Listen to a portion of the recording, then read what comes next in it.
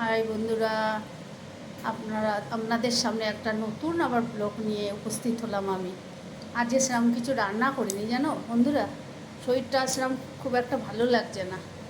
হ্যাঁ, হাজব্যান্ড বললো যে মাছ নিয়ে আসে, এবার না, ছোটো বৌমা আসুক, কালকে আসবে, তারপর মাছ আনবে। আজ দেখো, এই দেখো কী করেছি রান্না। এরকম ভাত, এরকম উচ্ছে সেদ্ধ, হ্যাঁ, আর এখানে আছে পাঁচমিশালি একটা সবজি, সজনে ডাঁটা টাটা কুমড়ো আলু টালু দিয়ে খাওয়া ভালো। এটা দেখো একটা ডাল করেছি,